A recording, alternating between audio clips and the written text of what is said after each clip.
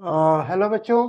हमने अभी तक मोशन में क्या क्या पढ़ लिया है। Straight line of motion, motion in a plane. Motion in plane में हमने वेक्टर मोशन, 2D मोशन पढ़ा था, और लास्ट क्लास में हमने प्रोजेक्टाइल मोशन पढ़ा था। आज की क्लास में हम एक नया चैप्टर लेके आ रहे हैं। नया चैप्टर क्या है, नया टॉपिक लेके आ रहे हैं जो कि मोशन इन प्लेन का ही पार्ट है। That is called the circular motion. Circular motion में क्या होता है, जैसे अगर आप रियल लाइफ एग्जांपल लें, आप बॉल को एक धागे में बांध के अगर रोटेट करें तो वो एक सर्कुलर मोशन कहलाता है।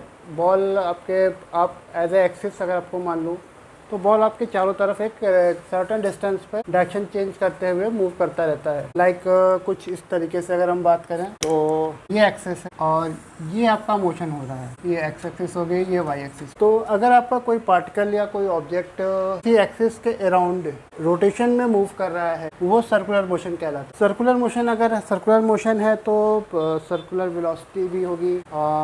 तो हम सर्कुलर ना कह के यहाँ पे हम उसको एंगुलर बोलते हैं। और तो आपके पास एंगुलर वेलोसिटी भी होगी, जैसा कि वहाँ पे हमारा नॉर्मल वेलोसिटी था 2D में और स्ट्रेट लाइन में। तो एंगुलर वेलोसिटी यहाँ पे एंगुलर वेलोसिटी है क्योंकि ये सर्कुलर मोशन हो रहा है। एंगुलर डिस्टेंस होगी, वहाँ पे सिर्फ डिस्टेंस थी। तो ये क्योंकि यहाँ पे पार्टिकल या ऑब्जेक्ट का एंगुलर मोशन हो रहा है और उसके एंगल में मोशन हो रहा है। जबकि और अगर हम बात करते हैं वेलोसिटी एक्सेलरेशन, तो यहाँ पे हम इसको एंगुलर एक्सेलरेशन बोलते हैं, वहाँ पे हम सिर्फ एक्सेलरेशन बोल रहे थे। तो बेसिकली अब तीन चीज़ें हो गई हमारे पास। एंगुलर वेलोसिटी जिसको हम रिप्रेजेंट करेंगे ओमेगा से, और एंगुलर डिस्प्लेसमेंट, एंगुलर एक्सेलरेशन। हमारे पास तीन चीज़ें हैं क्योंकि अगर हमारा ऑब्जेक्ट सर्कुलर मोशन में कर रहा है तो बेसिकली उसके पास तीन चीज़ें होंगी। एंगुलर मोशन कि वो एंगुलर डायरेक्शन में मूव कर रहा है, एंगुलर वेलोसिटी होगी, कुछ ना कुछ डिस्प्लेसमेंट होगा। अगर हम बात करें कि किसी टाइम टी पे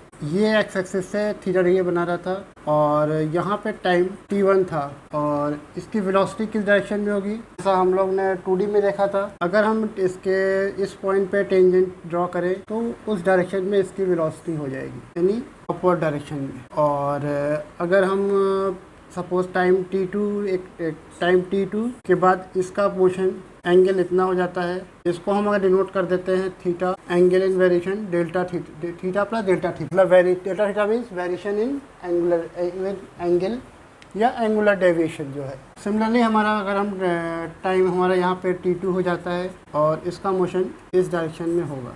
अब हमारा क्या, अगर वेलोसिटी की बात करते हैं कि वेलोसिटी क्या होगी, तो एंगुलर वेलोसिटी के में हम यहाँ पे एंगल में डेविएशन हो रहा है। सो एंगल को हम रेडियन में मेजर कर थीटा।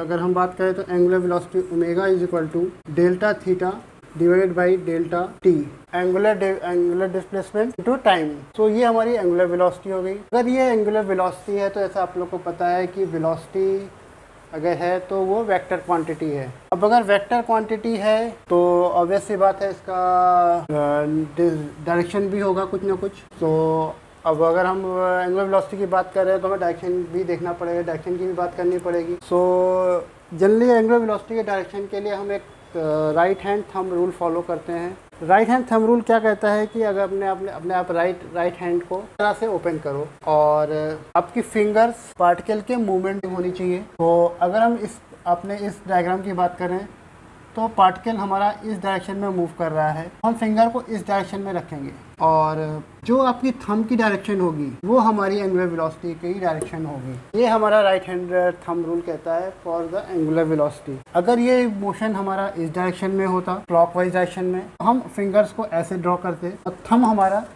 इनसाइड द बोर्ड होता। तो अगर हमारा ये आउटसाइड द बोर्ड होता है तो हम उसको डॉट से रिप्रेजेंट करते हैं। इनसाइड अगर बोर्ड होगा तो उसको हम क्रॉस से डिनोट करते हैं। सो अगर कोई वेलोसिटी, हम एंगुलर वेलोसिटी की बात कर रहे थे, एंगुलर वेलोसिटी हमारे पास मैग्नीट्यूड भी होता है, वेक्टर क्वांटिटी, डायरेक्शन भी होती है।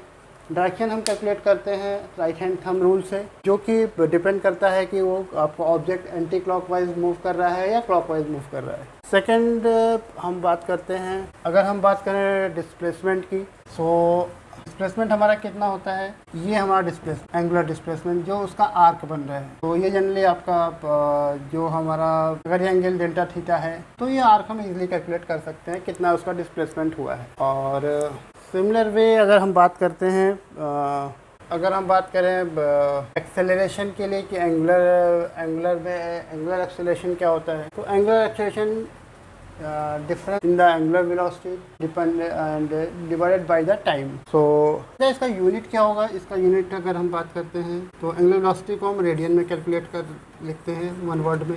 इसका अगर डायमेंशन की बात करें तो याद होगा हमने यूनिट एंड डायमेंशन में हमने पढ़ाया था, क्या का कोई यूनिट नहीं होता, वो एंगल है। टाइम का यूनिट यानी ये 1/t हो गया। सो अगर इसके डायमेंशन की बात करें हम, जैसे हमने फर्स्ट चैप्टर में बताया था, तो ये आपका माइनस ये ऊपर जाएगा t, तो -t हो गया। ये हमारा डायमेंशन हो गया, t = -1 इसका एंगुलर वेलोसिटी का डायमेंशन हो गया। अब अगर हम इसको रफ कर देते हैं, बात कर लेते हैं इसी के आगे हम एंगुलर एक्सेलरेशन की। तो एंगुलर एक्सेलरेशन हमारा क्या होता है कि एंगुलर वेलोसिटी अगर यहाँ पे एक वेलोसिटी, अगर यहाँ पे W1 है वेलोसिटी, या W ओमेगा वेलोसिटी है, और यहाँ पे omega plus delta omega velocity है, तो ये हमारा क्या हो गया, omega delta omega into T. अब हम क्या करते हैं, इसको हम थोड़ा सा इसमें हम थीटा से अप एंड डाउन मल्टीप्लाई कर देते हैं, दोनों साइड न्यूमरेटर और डिनोमिनेटर में हम मल्टीप्लाई कर देते हैं। तो इसको हम कुछ ऐसे लिख देते हैं, D theta delta theta into delta theta equal to delta W delta N T omega T है ये। इसको अगर हम देखें तो ये चीज़ हमारा कुछ नहीं है, ये चीज़ हमारा एंगुलर वेलोसिटी है। तो इस फॉर्मूले को अगर हम लिखना चाहें तो हमारा एंगुलर एक्सेलरेशन क्या हो गया, angular velocity into delta omega change in the angular velocity divided by, तो ये हमारा एंगुलर वेलोसिटी का फॉर्मूला हो गया, एंगुलर एक्सेलरेशन का फॉर्मूला है, और ये हमारा एंगुलर वेलोसिटी है। और एक चीज़ हम और बात करते हैं इसमें हम फ्रीक्वेंसी की। फ्रीक्वेंसी क्या होती है कि पर सेकेंड आपका ऑब्जेक्ट के अराउंड कितने रोटेशन लगाता है, और सपोज़ अगर इसको एक रोटेशन कवर करने में कितना एंगुलर डेविएशन कितना होगा। सो जैसा आपको पता है कि अगर एक कोई भी ऑब्जेक्ट है जो अपने एक्सिस से रोटेशन स्टार्ट करके वापस आता है, तो ये 2π का एंगुलर कवर करता है। अब अगर हम बात करते हैं कि अगर इस मोशन को कवर करने में t टाइम लगता है, और एक मोशन एक साइकिल कंप्लीट करने में किसी ऑब्जेक्ट को या ऐसे रिवर्स करके लिखते हैं, टी टाइम में वो एक साइकिल कंप्लीट करता है, तो 1 सेकेंड में वो कितने साइकिल कंप्लीट करेगा, 1/t। तो ये 1/t जो है यही हमारा फ्रीक्वेंसी कहलाता है। तो अगर कभी क्वेश्चन में पूछा जाए कि आपका ऑब्जेक्ट मूव कर रहा है उसकी फ्रीक्वेंसी बताइए, तो आपको टोटल टाइम कैलकुलेट करना पड़ेगा कि उसको एक साइकिल में कंप्लीट करने में कितना टाइम लग रहा है, और उसको 1/t कर देंगे तो वो आपको फ्रीक्वेंसी कैलकुलेट हो जाएगी कि कितनी फ्रीक्वेंसी किस फ्रीक्वेंसी से रोटेट कर रहा है। ये था हमारा कंसेप्ट फॉर एंगुलर मोशन का। तो हमने इसमें क्या क्या कवर कर लिया, एंगुलर मोशन क्या होता है, एंगुलर मोशन की डायरेक्शन के लिए हमने राइट हैंड थंब रूल जो हमारा होता है कि फिंगर्स को हम रोटेशन की डायरेक्शन में रखते हैं, और right hand thumb rule fingers को हम रोटेशन डायरेक्शन में रखते हैं, तो थंब की जो डायरेक्शन होती है वही हमारी एंगुलर वेलोसिटी की डायरेक्शन होती है।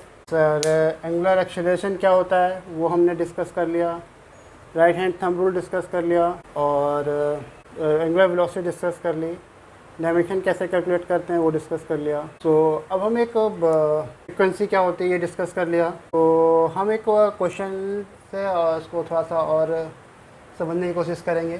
तो इसको मैं रफ कर दे रहा हूँ। अब बात आती है, मैं क्वेश्चन लेता हूँ। जैसा कि आप लोग सबको पता है कि ये अर्थ को एक साइकिल कंप्लीट करने में 24 आवर्स, तो अगर 24 आवर लगते हैं, तो अभी मैं एक सपोज़ ये एक अर्थ का एक्सिस है और अर्थ ऐसे रोटेट कर रहा है। अब अगर मैं आपसे बोलूँ कि ये वाई एक्सिस है, अब मैं अगर आपसे बोलूँ कि आप मुझे इसकी फ्रीक्वेंसी फ्रीक्वेंसी निकालनी है या फिर मैं इसकी वेलोसिटी निकालनी है, तो हम कैसे कैलकुलेट करेंगे। तो जैसा आपको पता है कि ये हमें अर्थ एक रोटेशन कंप्लीट करने में 24 आवर लेते हैं। तो इसकी एंगुलर वेलोसिटी क्या होगी? अब वो अर्थ यहाँ से रोटेशन करते हुए वापस यहाँ पे आता है, तो उसने ये हमारा 24 आवर का टाइम हो गया। एंगुलर डेविएशन कितना हो गया? एंगुलर डिस्टेंस 2 पाई। तो एंगुलर वेलोसिटी क्या हो गई? 2 pi by 24 radian per hour. Similarly अगर मैं आपको नेक्स्ट क्वेश्चन में आपके लिए छोड़ रहा हूँ। क्वेश्चन क्या है कि ये अर्थ हमारा सन के अराउंड रोटेशन कंप्लीट करता है। तो आपको पता है कि एक रोटेशन कंप्लीट होने में 365 डेज लगते हैं, 1 ईयर। सो आपको उसके लिए ये फ्रीक्वेंसी एंगुलर वेलोसिटी कैलकुलेट करके मुझे कमेंट में बताना है। और तो हमने ऑलमोस्ट मोशन का सारे टॉपिक्स कवर कर लिए हैं। स्टार्टिंग से अगर मैं रिवाइज करूँ तो हमने motion in straight line, motion in 2D, और हमारा एक मोशन प्रोजेक्टाइल मोशन क्या होता है, सर्कुलर मोशन क्या होता है। सो ये सारी चीज़ें हमने कवर कर ली हैं जो हमारे प्रीवियस वीडियोस में अवेलेबल हैं। अगर कहीं पे कोई डाउट हो रहा है तो आप उस वीडियो को दोबारा वॉच करें, और अगर फिर भी अगर आपका डाउट्स क्लियर नहीं हो रहे हैं तो आप कमेंट करें और उस पर मुझे बताएं कि आपके क्या डाउट्स हैं, हम ताकि उसको नेक्स्ट क्लास में कवर कर सकें और आपके फ्रेंड्स को भी हेल्प मिल सके। हो सकता है सिमिलर डाउट कई बच्चों को हो, तो आप कमेंट करोगे तो वो चीज़ें सबके लिए हेल्पफुल होगी। तो बच्चों, इस एंगुलर मोशन को हम इसी क्वेश्चन के साथ छोड़ रहे हैं, और हम नेक्स्ट टॉपिक पिक करेंगे और कुछ न्यूमेरिकल ज़रूर लगाएंगे इस पर, उससे पहले कि। और बेटर ये कि जो मैंने आपको क्वेश्चन दिया है सन एंड अर्थ का, उसको आप मुझे कमेंट में उसका आंसर निकाल के मुझे बताइए। ओके बच्चों, गुड नाइट।